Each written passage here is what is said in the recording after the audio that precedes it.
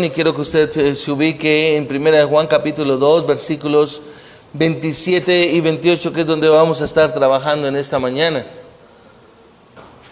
Y el título de la enseñanza se llama Arraigados en la verdad. 1 Juan capítulo 2, versículos 27 y 28, ese es el título de la enseñanza, Arraigados en la verdad.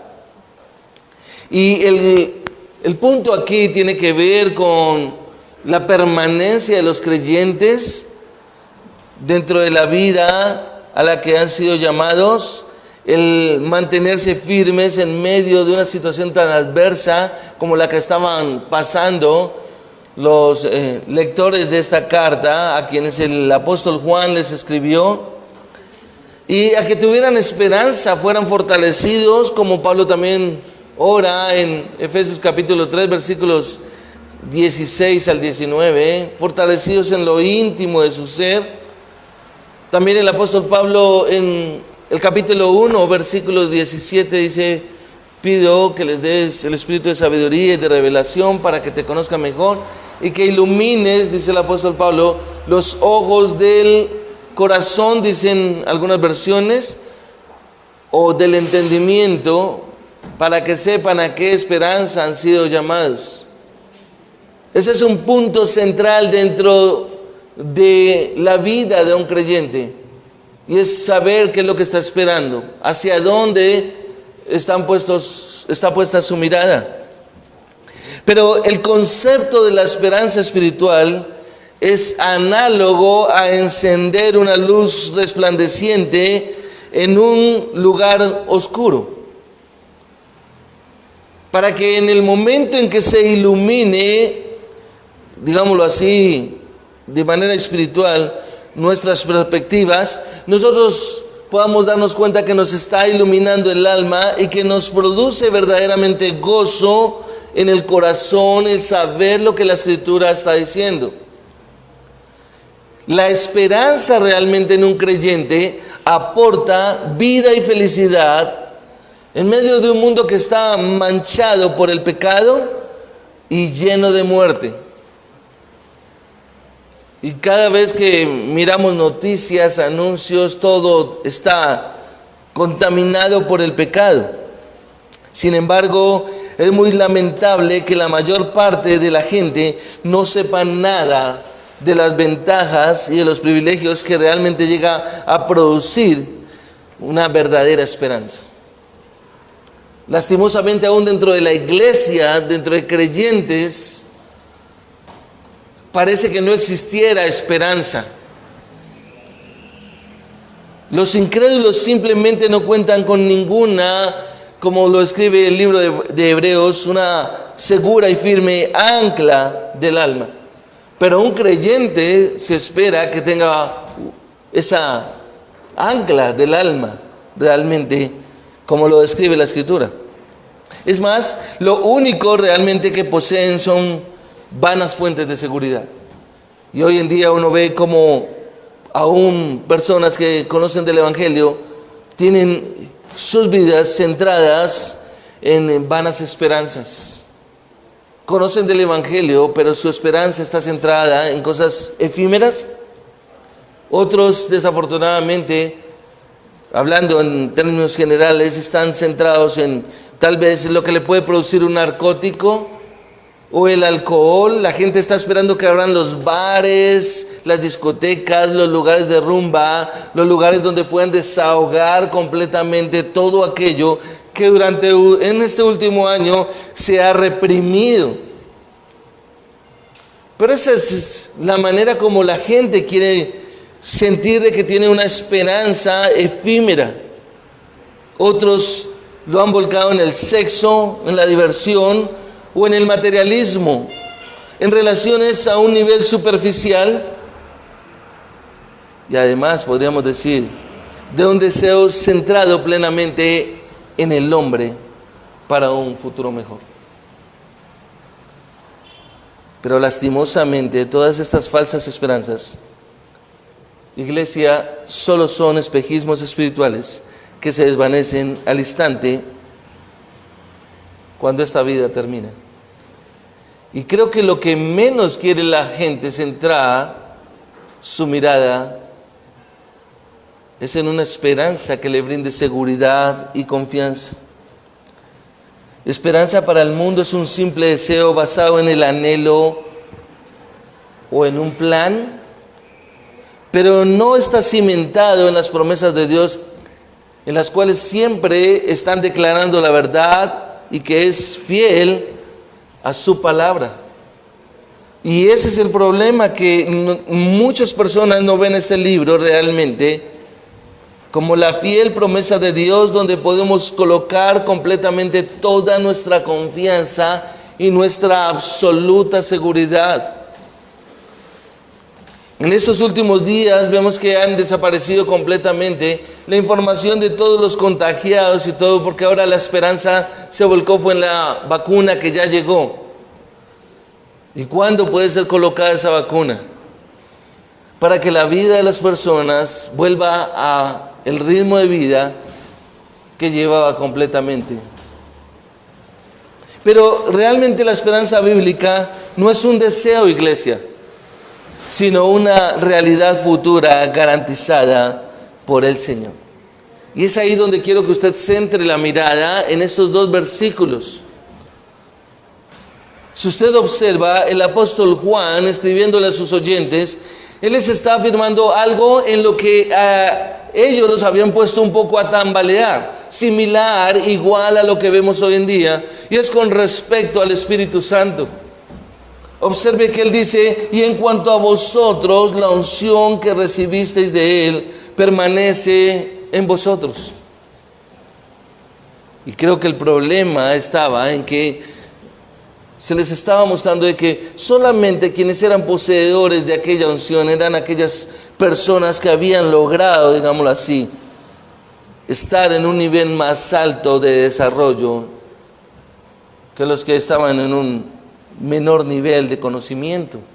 Acuérdese que lo que estaba atacando en esta época y lo que el apóstol Juan está manifestando para afirmar, era precisamente el engaño que había por parte de los gnósticos, que querían venir con enseñanzas que no estaban relacionadas con la palabra de Dios, y que, como bien hemos venido estudiando versículo a versículo, nos muestra todo el engaño que había en esos hombres.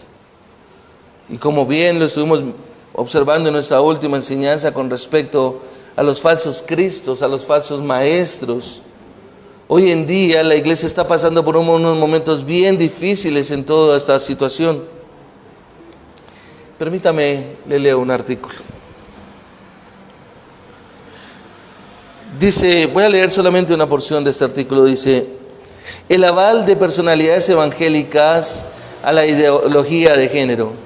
Mientras que una de las solemnes procuras de la iglesia en su celo por ser leales a su Señor y a sus mandamientos divinos es guardarse sin mancha en el mundo, delinear muy bien la distinción entre lo santo y lo profano, marcar una diferencia entre lo que es mundano y lo que es espiritual, al parecer algunos maestros cristianos profesantes, bailando la melodía contemporánea del relativismo moral, están dando un aval para que precisamente dichas diferencias sean borradas, minimizadas o soslayadas.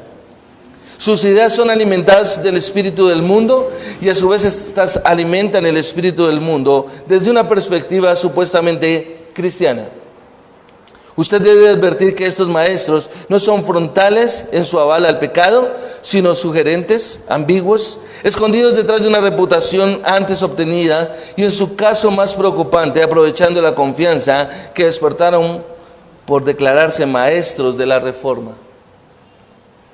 Estos hombres que se lucran de la reforma ahora la atacan contemporizando de manera descarada con el mundo. Organizaciones como la Coalición por el Evangelio han avalado que entre sus filas un individuo haya presentado sin ningún rubor su tesis de lo que es la homosexualidad. Y ahora una frase muy peligrosa ha empezado a ser de dominio público entre la gente que sigue sus ministerios, que alguien puede ser un cristiano homosexual. En los artículos citados usted puede y debe, si desea, ser honesto, leer las posturas oficiales de Alberti, y aparecen unos artículos ahí, a construir iglesias más bíblicamente fieles y compasivas, donde todos se animen a ser más parecidos a Cristo sin importar su sexualidad, y donde no se tolera la homofobia, y donde además 2 de sus fundadores son editores de la Coalición por el Evangelio. Quiero ir al final en este artículo. Bueno, solo es una parte. Entiéndase que el punto no es si uno es el punto no es si un cristiano lucha contra sus pasiones o si Jesucristo puede o no librar misericordiosamente a un pecador de estas pasiones. Dice el artículo, el punto aquí es el planteamiento de nuevas palabras, nuevas definiciones que van sesgando la mente de aquellos que siguen esos movimientos e individuos como antes siguieron quizás a sus profetas y apóstoles. Y es interesante que a esta nueva visión cristiana, las nuevas definiciones de género, sexo, pecado, tentación, identidad, hombres de renombre, la estén endorsando. Y luego habla del artículo y dice, usted puede confirmar que para junio del 2018, el doctor Timothy Keller fue como conferencista a uno de los eventos de Living Out bajo esta propaganda. Las etiquetas ya no son tan simples.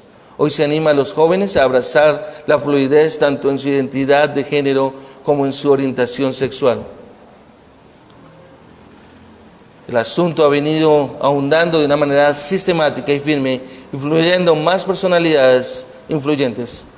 Esta vez, desde uno de los teólogos más influyentes en América, el doctor canadiense Carson, sus múltiples libros y exégesis son aprovechados por muchos cristianos. Por esa coincidencia o no, como presidente y uno de los fundadores de la Coalición por el Evangelio, también ha hecho su endoroso del movimiento homosexual. En el libro Soltero Gay, Cristiano, del autor Gregory Coles, se afirma, en una época en que ni la sociedad ni la iglesia saben qué hacer con los cristianos homosexuales. Greg Coles cuenta su propia historia. Lo dejo ahí, porque el artículo es bien interesante. Pero creo que es necesario que la iglesia abra un poco los ojos a todo lo que está sucediendo hoy en día. A pasar simplemente de pensar que nosotros entonces leemos un capítulo de la Biblia por la mañana y sentimos que ya somos cristianos, sin encontrar realmente un sentido de aplicación a una vida santa y pura delante de Dios, a guardar una esperanza que nos lleve a mantenernos firmes dentro de las convicciones que Dios ha establecido en nuestra propia vida. Por supuesto, a través de su palabra y de su Santo Espíritu. Acompáñenme y oramos, hermanos. Padre, nosotros te damos gracias, amado Dios. La verdad, Señor, es que hay temor, Señor, en mi vida al exponer esto, porque no quiero hablar, Señor, algo que tu palabra no esté manifestando, Señor. Rogando que el poder de tu Santo Espíritu, que es quien verdaderamente puede obrar en la vida de quienes están en este recinto, Señor, o están conectados en línea, puedan meditar, Señor, y tal vez ser confrontados con tu propia palabra, Señor. En verdaderamente saber el tipo de cristianismo que está llevando y la facilidad con la que podemos terminar, Señor, si no hay unos buenos fundamentos, desviándonos y acomodándonos, Señor, a un cristianismo que nada tiene que ver con lo santo, lo puro, lo limpio, lo perfecto, lo soberano, lo majestuoso, lo autosuficiente que eres tú, Señor. Y de la obra de redención que nuestro Señor Jesucristo ha llevado a cabo para expiar toda nuestra maldad, nuestros pecados, mediante el derramamiento de su sangre preciosa en aquella cruz, y presentarnos delante de ti puros y sin mancha. Rogamos que tú, Señor, recibas la gloria y la honra en esta mañana y nuestras vidas sean puestas en balanza, Señor. de cuánto del mundo queremos aceptar. Todo lo contrario a lo que el apóstol Pablo escribió en su primera carta, en el capítulo 3 de Timoteo, Señor, animando y exhortando a Timoteo para que predicara la palabra, Señor, en medio de todas las persecuciones que él había tenido. Gracias te damos en el nombre de Cristo Jesús. Amén. Cuando el apóstol Juan está hablando acá y manifiesta que en cuanto a vosotros, la unción que recibisteis de él permanece en vosotros, el apóstol Juan le está recordando a su audiencia, a sus lectores más bien, acerca de que ellos tienen el Espíritu Santo, que tenían la unción y que no necesitaban ser engañados. Si usted observa el texto bíblico, si usted presta atención a él, usted se dará cuenta que él está haciendo un énfasis en que él dice, la unción que recibisteis de él, versículo 27, permanece en vosotros, permanece en vosotros. Y si observa entonces la continuación del texto, dice, y no tenéis necesidad y no tenéis necesidad de que nadie os engañe, pero así como su unción, vuelve en la nombra, os enseña acerca de todas las cosas y es verdadera y no mentirá, así como os ha enseñado, entonces dice, permanecéis en él.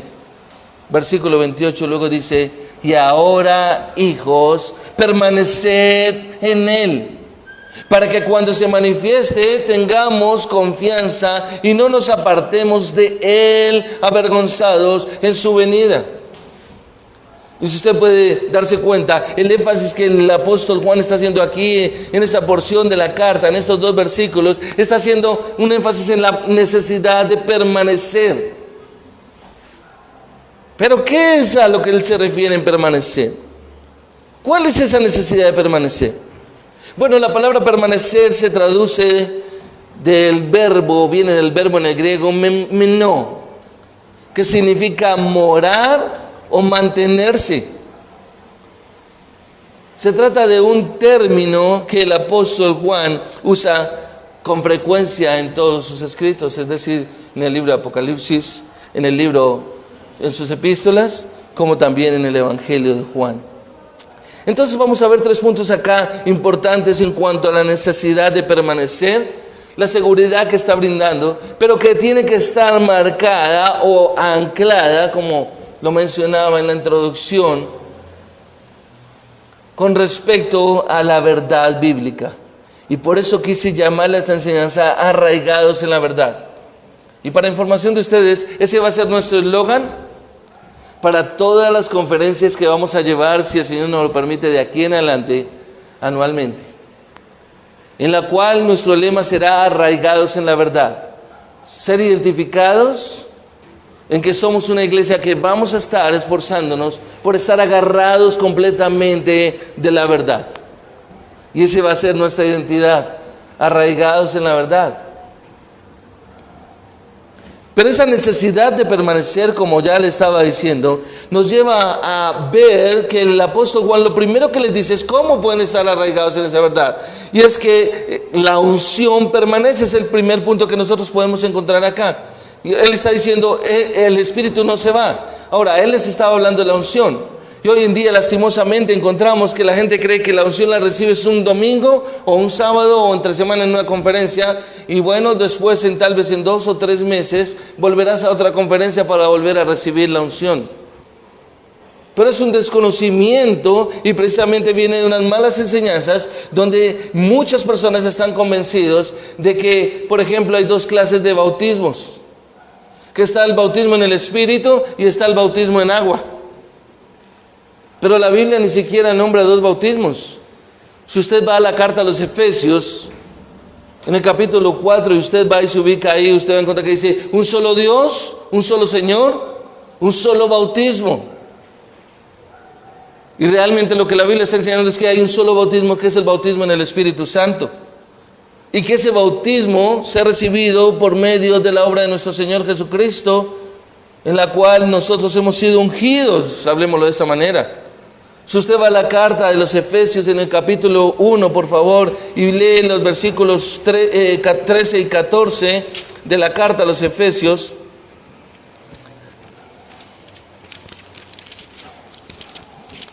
Se me fue a oírla. Dice la Escritura: en él también vosotros, después de escuchar el mensaje de la verdad del evangelio de vuestra salvación, y habiendo creído que el mensaje, fuisteis sellados con él, con el Espíritu Santo de la promesa. Ahí está el punto. Y luego el versículo 14 dice que nos es dado como garantía de nuestra herencia con miras a la redención de la posesión adquirida de Dios para alabanza de su gloria. En otras versiones dice que son las arras. Hay un sello que ha sido puesto en el creyente y Dios sabe quiénes son los suyos. Y que el creyente tiene que saberlo, es algo que está en él y que comprende realmente. Entonces acá este primer punto, cuando estamos hablando de que la unción permanece, es saber que el Espíritu Santo nunca se va a ir del creyente. No hay posibilidad. Posteriormente, en la misma carta a los Efesios, el apóstol Pablo escribió en el capítulo 5, versículo 18 en su parte B: más bien sed llenos del Espíritu. Ese es un mandato: llenarse del Espíritu, vivir en el Espíritu, caminar en el Espíritu. Él escribió a la iglesia de Galacia que tenía tantos problemas. En Gálatas capítulo 5, versículo 16, digo pues, andad en el Espíritu y no satisfagáis los deseos de la naturaleza pecaminosa. Ahí es donde está el punto. Ahora, los falsos maestros que realmente amenazaban a los lectores de la carta que el apóstol Juan estaba escribiendo, empleaban este tipo de conceptos para un conocimiento y unción. Eran las palabras claves: conocimiento, la gnosis, y por supuesto la unción, con el fin de describir su experiencia religiosa. Hoy en día encontramos eso dentro de la iglesia, lastimosamente. Estaba leyendo un artículo del pastor Miguel Núñez en esta semana, que escribió cómo la iglesia ha sido filtrada hoy en día de todo este tipo de engaños, de los falsos maestros y de un evangelio falso. Él lo dirige hacia el evangelio de la prosperidad. Es sorprendente ver cómo la gente es engañada y cómo hoy en día encontramos iglesias, lugares donde se enseña la prosperidad y cómo la gente va y entrega sus dineros y todo eso, pero también vemos el otro extremo y es una iglesia donde la gente entonces ahora no quiere, no, todo es por gracia, entonces yo no tengo nada que manejar con el Señor en las áreas financieras. Son los dos extremos que se ha llegado a manejar dentro de la iglesia en un mal conocimiento. Pero el punto aquí, mis amados, es que de modo arrogante se veían como si poseyeran una fórmula elevada, estos hombres, estos falsos maestros, y esotérica de conocimiento divino, y como los receptores de esa unción especial, la pongo entre comillas, secreta y trascendental, ellos eran poseedores, y cómo o qué debían hacer para poder llegar a tener esa unción. Pero lo que realmente la gente llega a desconocer es que la misma Escritura lo está diciendo, y el apóstol Juan le estaba escribiendo a sus lectores y les dice: ustedes, pues acá están vosotros, la unción la recibisteis de Él, tenéis la unción, y la unción es el Espíritu Santo, que el Señor Jesucristo mismo dijo: yo me voy, pero el Padre enviará otro Consolador.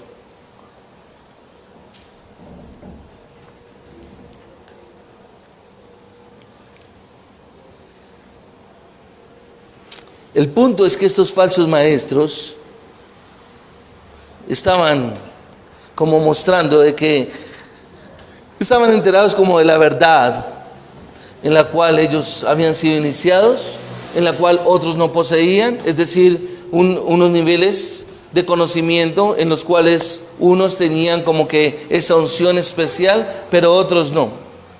Pero lo interesante es que la Escritura, y hoy en día también se ve así, donde la gente ve al pastor como que este es el ungido del Señor, al punto de que algunos se atreven a decir, no toques al ungido del Señor. Pero el texto bíblico habla de que todo creyente ha sido ungido por el Señor y posee el Espíritu Santo. Y tiene la capacidad para entender la palabra, porque el punto aquí es para conocer la Escritura. Observe que él dice, la unción que recibisteis de él permanece en vosotros. Es decir, el Espíritu Santo permanece en ustedes. Y no tenéis necesidad de que nadie os enseñe. Es decir, que les venga a mostrar algo nuevo, algo que, mejor dicho, está entrando en la moda. Es decir, la capacidad que Dios da para aquellos que aman su palabra, desean su palabra, anhelan su palabra, conocer la Escritura. No de forma religiosa, sino realmente en un anhelo por entenderla y comprenderla. Cuando nosotros estamos hablando de que hemos iniciado un curso de panorama de la Biblia, es con el propósito precisamente de enseñarle a las personas a cómo pueden tener un contexto de la Escritura, cómo realmente Dios en su perfección ha llevado a cabo todo lo que Él había planeado desde el pasado eterno. Este libro se llama Un panorama de la Biblia. Y es el libro que vamos a tener para que quienes son los alumnos y están viniendo lo puedan tener. Al final, por favor, quiero que ojalá, si usted lo desea, se inscriba. No lo va a tener así, sino va a tener una copia, pero va a ser como una guía. No es que vayamos a seguir el libro como tal, pero usted, como el libro tiene para conocer y llenar algunos espacios en blanco, usted mismo lo puede hacer a medida que usted va aprendiendo lo que Joan y yo estaremos compartiendo con ustedes. Pero muchas veces no nos atrevemos ni siquiera a pensar un momento, ¿cómo es que Dios actúa en esta manera? ¿Cómo no tengo claridad en esto, pero quiero creerlo y quiero fundamentarme más en algo que no estoy comprendiendo? Y no quedarse simplemente en algo que alguna persona, un falso maestro, o como bien lo describe la Escritura, esos falsos anticristos, realmente llegaban a engañar y que aparecieron desde el buen comienzo de la iglesia. Desde la iglesia primitiva. Ahora, la respuesta del apóstol Juan, que era a la vez una refutación de los anticristos y un consuelo para los creyentes, él lo que estaba haciendo era que estaba afirmando que en realidad todos los verdaderos creyentes tienen la unción. El creyente verdadero, el creyente nacido de nuevo, ha recibido esa unción. Y lo que hace y lo que quiere manifestar el apóstol Juan acá es que tiene el verdadero conocimiento de que Dios viene exclusivamente en la persona de nuestro Señor Jesucristo. Si usted mira en 2 de Corintios capítulo 4, versículo 6, 2 de Corintios, si usted va al texto bíblico, por eso nos gusta que usted traiga su Biblia, que usted anote, que usted la mueva. Dice el versículo 6, pues Dios, que dijo que de las tinieblas resplandeciera la luz, ¿quién lo dijo? Dios. Es el que ha resplandecido en nuestros corazones para iluminación del conocimiento de la gloria de Dios en la faz de Cristo. Es Dios el que hace la obra, es Dios el que lo ha determinado. Él fue el que dijo que debía en aquellas tinieblas, en David González, de resplandecer la luz en mi corazón, si lo hablo en primera persona. Pero hablándolo desde la iglesia, como lo está haciendo el apóstol Pablo, y escribiéndoles, les dice, resplandeciendo en nuestros corazones, él se incluye, para iluminación del conocimiento de la gloria de Dios en la faz de Cristo. Usted y yo tenemos que preocuparnos por conocer más y más a Jesucristo. Usted y yo tenemos que estar leyendo más acerca de esa grandiosa obra que Él llevó a cabo, de su encarnación, de su deidad, de su poder, de su magnificencia. De lo que le rompe la cabeza a muchas personas cuando no, es que Jesucristo es 100% Dios, 100% hombre. Usted y yo jamás podremos entender toda esta doctrina al 100%. pero tenemos que conocerla.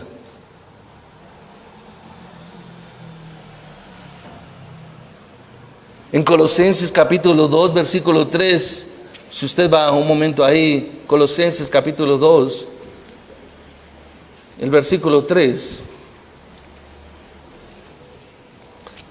dice la palabra: en quien están escondidos todos los tesoros de la sabiduría y del conocimiento de Dios. ¿Quieres conocer a Dios? Entonces en Cristo lo puedes conocer. Es decir, no necesitaban ningún conocimiento secreto especial, un ungimiento especial. Un ungimiento especial del que se le estaba anunciando a las personas que lo podían llegar a tener. Y eso estaba sucediendo en la iglesia primitiva. Pero lo tremendo es que hoy en día seguimos 2000 años después en el mismo cuento, en el mismo engaño. Satanás siempre utiliza lo mismo. A través de los 20 siglos que han transcurrido en la historia, y ya en el 21, como estamos nosotros, encontramos cualquier cantidad de todo este engaño. Pero necesitamos tener claro es que el Espíritu Santo ha venido a morar en los creyentes a instancias de nuestro Señor Jesucristo, que es el Santo. Es a través de nuestro Señor Jesucristo. Si una persona no posee el Espíritu Santo, es porque no tiene a Cristo. El apóstol Pablo lo dice en el capítulo 6 de Romanos. Es a través del Señor Jesucristo que el Espíritu Santo viene a morar en las personas y que es revelado a través de la Escritura. Y realmente es a través de la Escritura que nosotros podemos entender y comprender todo lo que necesitamos saber. Si usted va al Evangelio del apóstol Juan, precisamente, Juan capítulo 14, versículo 26, por favor. Juan capítulo 14, versículo 26, dice la Escritura: pero el Consolador, el Espíritu Santo, a quien el Padre enviará en mi nombre, el Señor Jesucristo, diciéndoles a ellos, Él os enseñará todas las cosas y os recordará todo lo que os he dicho. En el capítulo 16, versículo 13 dice: pero cuando el Espíritu de verdad venga, Él se lo estaba anunciando a todos sus discípulos, a todos los creyentes, os guiará a toda la verdad. Observe que Él dice toda la verdad, la misma que el apóstol Juan está anunciando. Ustedes conocen la verdad, no necesitan ser enseñados, porque no hablará por su propia cuenta, dice, sino que hablará todo lo que oiga y os hará saber lo que habrá de venir. ¿Cómo la gente es engañada? La pregunta más bien es, ¿pero tiene el Espíritu de Dios, el Espíritu Santo? ¿O está corriendo para un lado y para otro? Si usted observa,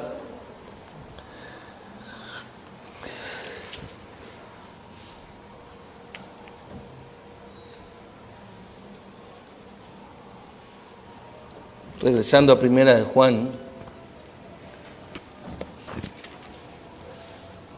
el versículo 21 nos dice: no os he escrito porque ignoréis la verdad.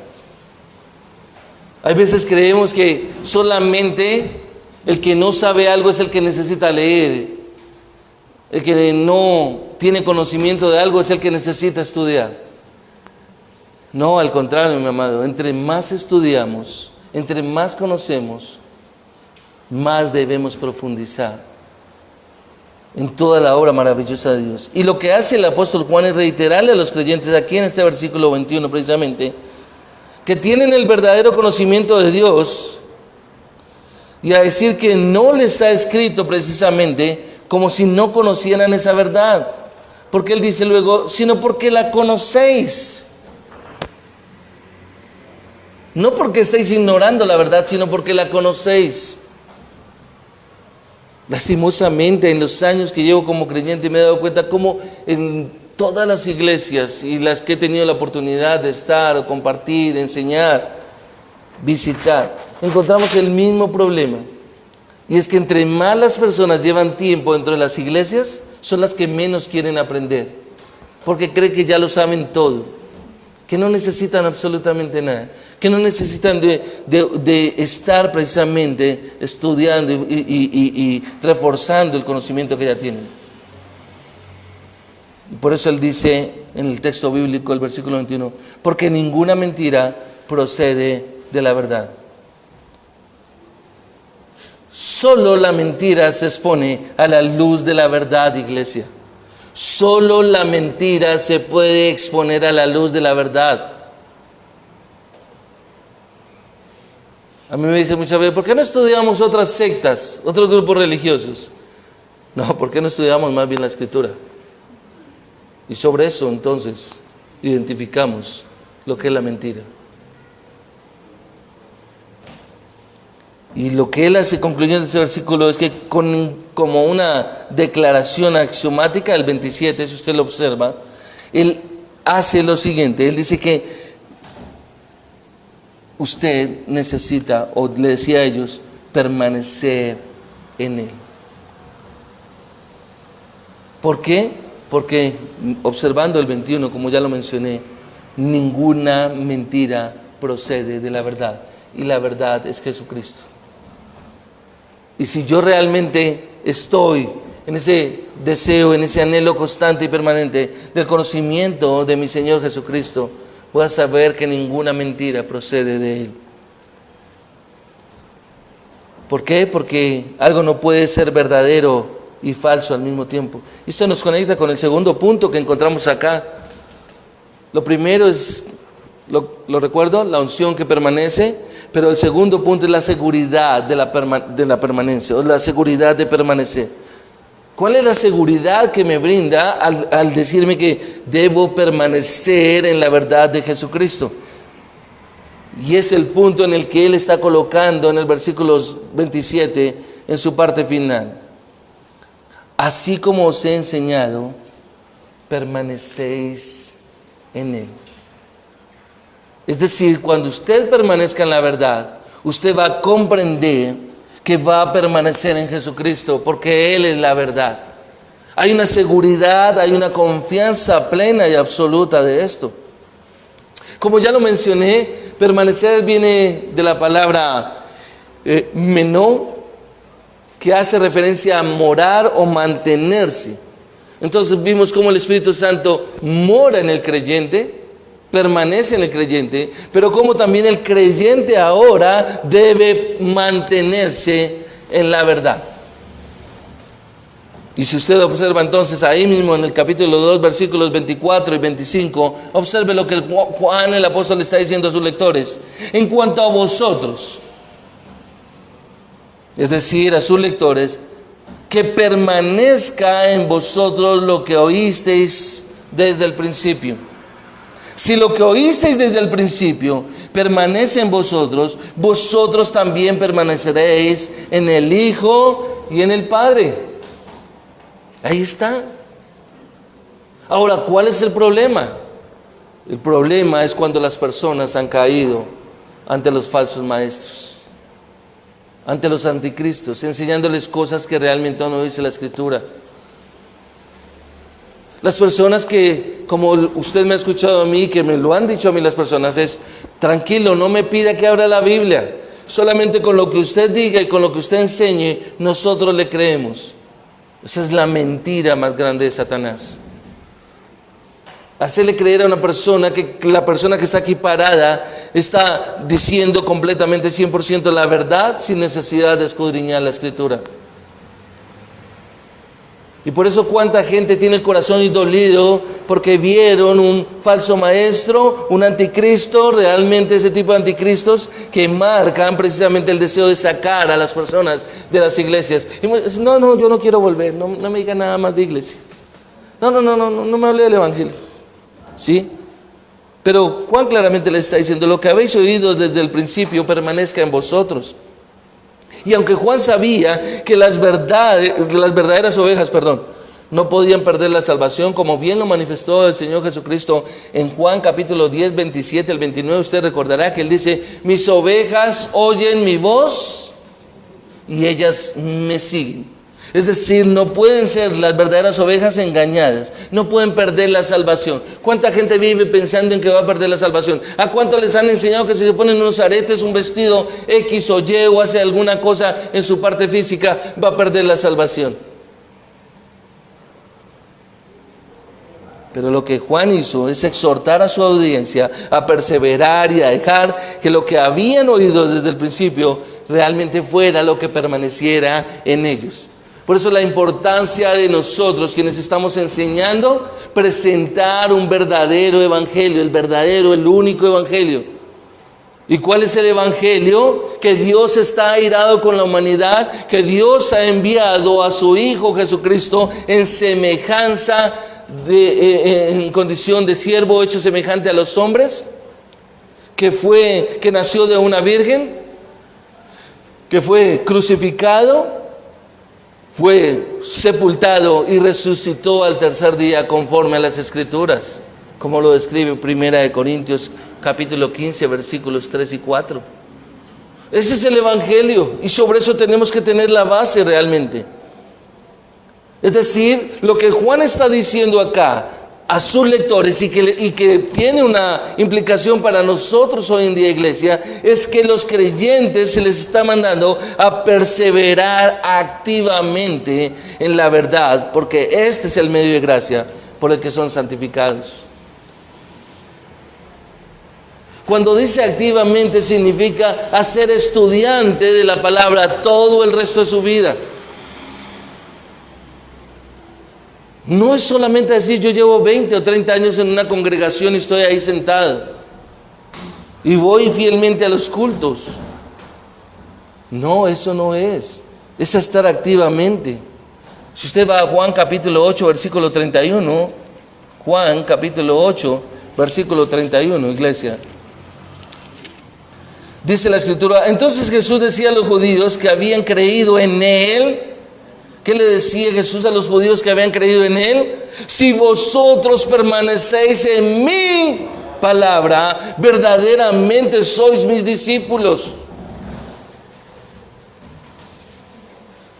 En el mismo 1 Corintios capítulo 15, versículos 1 y 2, no el 3 y el 4, sino 1 Corintios 15, 1 y 2 dice, ahora os hago saber, dice el apóstol Pablo a la iglesia de Corinto, hermanos, el evangelio que os prediqué, el cual también recibisteis y en el cual también estáis firmes, por el cual también sois salvos si retenéis la palabra que os prediqué, a no ser que hayáis creído en vano. Es igual que la fe, que es el medio por el que misericordiosamente somos nosotros justificados. Entonces nosotros tenemos que mirar realmente las cosas, cómo lo estamos haciendo. Tenemos que mantenernos en una manera donde nosotros estemos activamente en la palabra. Cuando nosotros hablamos y vemos que el punto central aquí, él está hablando de la permanencia, la necesidad de permanecer, permanecéis. Realmente encontramos que esta palabra traducida permanezca, permanece y permanecéis se refiere a una acción continua, constante, es un verbo en presente continuo de perdurar, necesita perdurar. Y por eso es que usted recordará, y lo hemos hablado, que aquí el apóstol Juan está hablando del quinto punto prácticamente en el que nosotros creemos, que es la perseverancia de los santos, la necesidad de permanecer, de perseverar. Pero no permanecemos, no perseveramos para llegar a ser salvos, sino porque somos salvos. La seguridad de una salvación y esta acción continua de perdonar tiene que manifestarse en la vida de un creyente, darnos cuenta que verdaderamente anhela y desea constantemente. Ahora, esa es una lucha en usted y en mí. Decir que esto es fácil no tiene sentido, iglesia.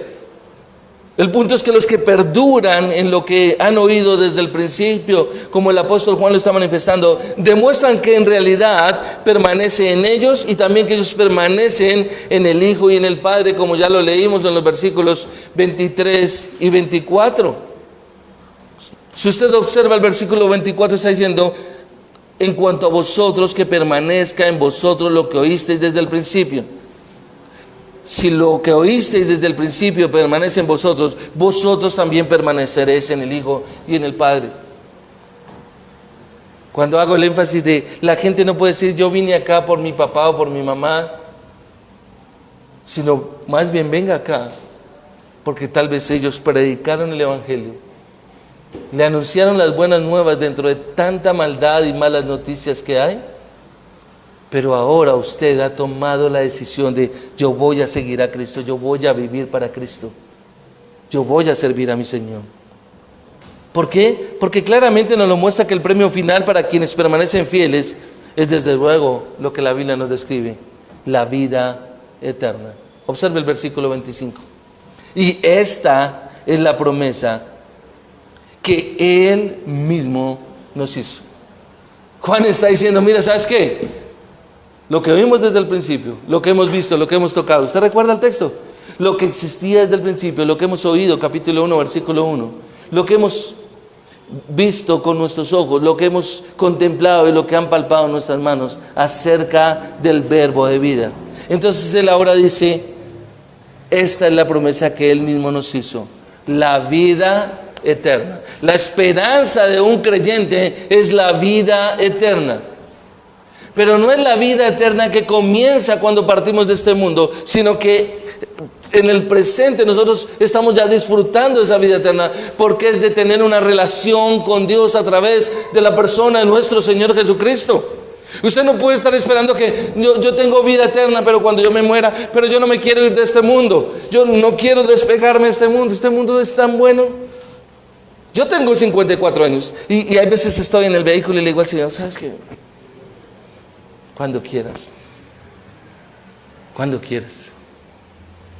Y no quiere decir que no ame a mi esposa o a mis hijos, pero yo quiero estar preparado, Señor. Yo quiero estar preparado. Cuando contemplo a mi padre y a mi madre que fueron de corta vida, no fueron longevos. A veces le digo a mi esposa, tú eres longeva. Tu familia sí va más allá de 100. Los míos no. Es estar anhelando de alguna manera esa eternidad verdaderamente para estar en la presencia del Señor. Si usted me acompaña un momento al libro de Romanos, en el capítulo 8, por favor, usted se dará cuenta de lo que el apóstol Pablo le escribió a la iglesia. Este es un texto bíblico muy hermoso. Observe lo que dice el versículo 22 al 25. El apóstol Pablo escribiendo dice, pues sabemos que la creación entera aún gime y sufre dolores de parto hasta ahora. Toda la creación está gimiendo por el pecado del hombre. Y no solo ella, sino que también nosotros mismos, que tenemos las primicias del Espíritu, en mayúscula. Aún nosotros mismos gemimos en nuestro interior aguardando ansiosamente la adopción como hijos de Dios. Estamos anhelando ansiosamente, aguardando ansiosamente la adopción como hijos de Dios. Estamos en el 23. La redención de nuestro cuerpo. Y observe lo que está diciendo Pablo acá. Yo estaba leyendo el texto esta mañana, repasándolo, y yo dije, wow, yo no había observado esto. Y es que Pablo manifiesta, estamos aguardando ansiosamente la adopción como hijos. Ok, y la promesa, ya ha hablado del Espíritu, pero observe que luego dice, la redención de nuestro cuerpo. Este cuerpo todavía no ha sido redimido. Nosotros hemos sido redimidos de nuestros pecados, pero este cuerpo todavía está en una condición de pecado. Y por eso es que él manifiesta en el capítulo 7, versículo 21, miserable de mí, ¿quién podrá librarme de este cuerpo de muerte? Mas gracias doy a Jesucristo, Señor nuestro. ¿Es eso, iglesia, lo que nosotros tenemos que mirar? Pero ¿cuánto de usted y de mí corriendo en este mundo, tratando de pasarlo y de vivirlo sin ningún inconveniente? Pero luego el apóstol Pablo dice, versículo 24, porque en esperanza hemos sido salvos. Pero la esperanza que se ve no es esperanza. Pues ¿por qué esperar lo que uno ve? Pero si esperamos lo que no vemos, con paciencia lo aguardamos. Realmente el punto es que la diferencia entre los cristianos y los anticristos es absolutamente clara, lo que él ha marcado acá. Sencillo, los anticristos niegan la fe. ¿La fe en quién? En la persona de nuestro Señor Jesucristo. Niegan la deidad de nuestro Señor Jesucristo. Niegan la soberanía de Dios en todo su esplendor. Y por supuesto, tratan de engañar a los fieles. Pero los cristianos realmente hacen todo lo contrario, afirman la fe, permanecen fieles hasta el final. Y lo más hermoso es que no pueden ser engañados permanentemente. Usted y yo podemos en algún momento ser engañados, pero no nos quedamos en ese engaño, sino que uno sale. Y no sé si a usted le pasa como a mí, pero uno dice, uy Señor, gracias porque me has permitido que mis ojos del corazón sean iluminados, sean abiertos, y yo pueda entender toda tu grandeza, tener un alto concepto de ti, ver tu santidad, ver tu pureza, ver tu magnificencia, ver tu soberanía, tu autoexistencia, tu aseidad, que es el atributo más precioso que hay del Señor, el Dios Todopoderoso. En la confesión de Westminster, en relación con la verdad y la perseverancia, eso lo vamos a estudiar. Si usted de pronto dice, ¿qué es eso de las confesiones de Westminster? Bueno, lo vamos a estar estudiando en esta clase de los miércoles, cuando llegue el tiempo. Es en el Nuevo Testamento. Describe lo siguiente con respecto a la verdad y la perseverancia. Las cosas contenidas en las Escrituras no todas son igualmente claras, no se entienden con la misma facilidad por todos. Sin embargo, las cosas que necesariamente se me fue aquí. Toco un botoncito y entonces no se me pierde. No todas son igualmente claras, no se entienden con la misma facilidad por todos. Sin embargo, las cosas que necesariamente deben saberse, creerse y guardarse para conseguir la salvación, se proponen y declaran en uno u otro lugar de las Santas Escrituras. De tal manera que no solo los estudiosos, sino aún los que no son y no pueden adquirir ese nivel de conocimiento suficiente, de todas maneras, en su debido modo y uso y medio ordinario, puede conocer acerca de la salvación. Un hombre con el que tuve como una especie de discusión, digámoslo así, me dijo que si yo no conocía el hebreo era imposible que yo entendiera la Biblia. Y me atreví a decirle, no, eso no es cierto, realmente. Porque Dios nos ha dado su Santo Espíritu para revelarnos el entendimiento de la Escritura.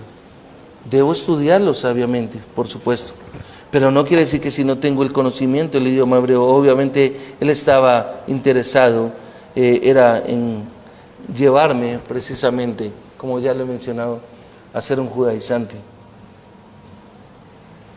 Pero la cuestión es que nosotros tenemos que entender y comprender todo esto. Y cuando usted tiene un estudio de la palabra, un conocimiento, una formación, usted no va a ser fácilmente engañado. Esto nos conecta con el tercer y último punto aquí, y es la recompensa de permanecer. La recompensa de permanecer. Versículo 28, observe que él dice, y ahora, hijos, permaneced en él para que cuando se manifieste tengamos confianza y no nos apartemos de él avergonzados en su venida. Ahí está el punto. Tenemos el primero, que es la unción que permanece, es decir, el Espíritu Santo. Tenemos el segundo punto, que es la seguridad de permanecer, es decir, así como el Espíritu Santo permanece en mí, entonces si yo debo permanecer, ¿sí? Es una actitud no pasiva sino activa. Y lo tercero entonces ahora es la recompensa de permanecer. Y es interesante que él dice ahora, hijitos, o hijos, dice en la versión Las Américas que nosotros llevamos acá. Y es la misma expresión que él utiliza, si usted observa, en el versículo 1 del capítulo 2 con el que él lo inició. Hijitos míos os escribo. Y esto hace referencia, es que él estaba escribiendo a creyentes. Acuérdense que esta carta es para creyentes. Esta carta se le escribió a creyentes. Y este apelativo está marcando la exhortación de como creyentes a permanecer en Él. Es una exhortación que le está haciendo para recibir realmente una recompensa, pero necesitas permanecer. Y con este uso de esta repetición que el apóstol Juan está haciendo aquí, lo que Juan está haciendo es que la comunión con el Hijo de Dios es realmente un imperativo, es algo que tiene que llevarse a cabo, es algo que se tiene que estar haciendo constante y permanentemente. Una persona que no está en constante comunión con el Señor realmente tiene problemas. Se está engañando a sí mismo. Él me habla a través de su palabra y yo le hablo a través de la oración. Tener comunión con el Hijo es algo que no se limita a un mero ejercicio espiritual de oración y meditación, mi amado, sino que se encuentra realmente su cumplimiento es en la esperanza del regreso de nuestro Señor Jesucristo. Observe el capítulo 3, versículo 2 de Primera de Juan. Amados, ahora somos hijos de Dios y aún no se ha manifestado lo que habremos de ser. Pero sabemos que cuando Él, quien Cristo, se manifieste, seremos semejantes a Él porque le veremos como Él es. Esa es la esperanza. El encuentro con nuestro Señor, bien sea que Él venga por su iglesia o que nos llame a su presencia, un día me encontraré con mi Señor. Y aunque el tiempo de regreso no es conocido, lo único que dice es que cuando Él aparezca, seremos como Él, porque le veremos tal como Él es. Esa tiene que ser una esperanza para nosotros, un motivo realmente de esperanza. Mis amados, la responsabilidad de un creyente es obedecer a la palabra de Dios, continuar en Cristo y estar confiados ante la perspectiva de su regreso. Dentro de la postura que nosotros tenemos de que la iglesia no pasará por la gran tribulación, por los 7 años de tribulación, y esto tiene un poco de referencia hacia eso, me encanta porque como lo aprendí de unos grandes y buenos maestros, eso nos insta a vivir en santidad cada día, porque no sé si el Señor venga hoy. La perspectiva de que la iglesia pasará por un tiempo de tribulación, tal vez me puede llevar a relajarme, a decir, no, yo entiendo, pero todavía no son los tiempos, todavía no es, porque antes de eso tiene que pasar esto y esto y esto y esto y esto y esto. Entonces, como que me puedo relajar. Pero dentro de esa postura dice que en un abrir y cerrar de ojos, el Señor vendrá por su iglesia. Ahora, los creyentes no se alejan de Cristo avergonzados. Observe que le está diciendo, y no nos apartemos de Él avergonzados en su venida. Wow, y eso es tremendo porque esto está haciendo referencia realmente a aquellos que solo pretenden ser cristianos de nombre, cristianos nominales, cristianos que creen que son cristianos, pero que a la hora de la verdad no pueden estar ante la luz reveladora de su venida, que no van a estar ahí realmente contemplando y esperando la venida de nuestro Señor y Salvador Jesucristo por segunda vez como Rey. Pena con esto, no es mío. Entonces ahí está el punto. Pero el punto es que Él dice, no podrán esconder su vergüenza. Pero qué rico cuando nosotros podamos estar convencidos y seguros de que Él realmente va a estar ahí y que podemos presentarnos delante de Él. ¿A qué conclusión llegamos, iglesia? ¿Qué implicación tiene este texto para nosotros como iglesia? Lo primero que podemos ver acá es que la esperanza purificadora de todo creyente debe ser el regreso de nuestro Señor Jesucristo. Lo que me purifica lo que me anima para ir a su palabra y ser lavado en su palabra, en todo lo que Él ha hecho y la manera como lo ha hecho y todo lo que Él es porque tengo la esperanza de que Él va a regresar un día de estos, mis amados. Y que su venida está cerca. ¿Cuándo es? No sé. Pero desde que Él vino está anunciado de que Él volverá. Y así usted diga, bueno, han pasado 2000 años y no ha pasado nada. Bueno, yo no puedo estar pensando de esa manera. Porque si usted ve el apóstol Juan, el apóstol Pablo, el apóstol Pedro, ellos decían, el Señor va a venir. Y ellos estaban esperando, y ellos creían que ellos iban a ver en vida al Señor. Ya cuando les llegó su momento de partida, como nosotros vimos, el apóstol Pablo, si usted va a 1 Timoteo capítulo 3, donde estábamos haciendo la lectura, usted se dará cuenta que él escribe de una manera donde dice, yo ya estoy por partir realmente, ¿sí? Ya estoy en lo último. Me perdí, creo que es 2 Timoteo, discúlpeme, he dicho 1 Timoteo. Pero observe que dice el texto bíblico, porque yo ya estoy, versículo 6 del capítulo 4, para ser derramado como una ofrenda de libación, y el tiempo de mi partida ha llegado. Él se mantuvo, él ya sabía que era el tiempo de partir, el Señor ya le había mostrado que ya había terminado, pero entonces ahora ¿qué? Él dice, el versículo 7, observe que él dice, he peleado la buena batalla, he terminado la carrera y he guardado la fe. Y en el futuro me está reservada la corona de justicia que el Señor, el juez justo, me entregará en aquel día. No solo a mí, sino también a todos los que aman su venida. Eso es lo que Pablo tenía en su corazón. Usted está amando la venida del Señor Jesucristo. Usted anhela la venida del Señor Jesucristo. Eso es lo que tiene implicación este texto para nosotros, para mantenernos perseverando.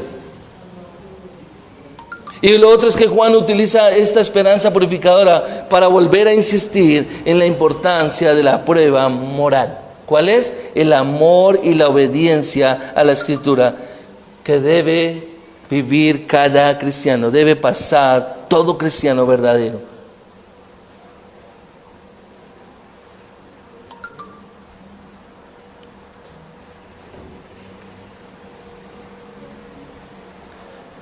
Y uno más, mi amado, en anticipación del regreso de Cristo y de su recompensa hacia un cristiano genuino, el cristiano se conduce en santidad de vida.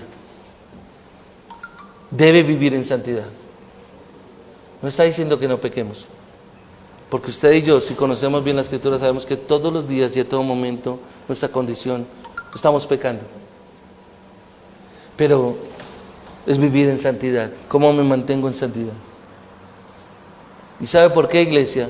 Porque aquellos que no dan evidencia de esa clase de conducta manifiestan una vida realmente no salva. Vamos a orar. Señor, queremos darte gracias, bendito Dios. Gracias por tu palabra, Señor. Gracias por la exhortación que nos insta a permanecer, a darnos cuenta de que esto no es un juego, Señor. Que nos está diciendo, Señor, que realmente el regreso de nuestro Señor Jesucristo debe producir ese efecto en nosotros de una permanencia continua como verdaderos creyentes, que anhelamos un futuro glorioso que tú has preparado, Padre. Señor, necesitamos hablar como el apóstol Pablo lo manifestó, al amar esa segunda venida. Como el apóstol Juan también se lo escribió a ellos, de que la recompensa verdaderamente será la vida eterna. Y que no solo podemos llegar a pensar en que somos creyentes y cristianos en esta vida, Señor, sino que es nuestro llamado, Señor, a vivir de una manera completamente diferente.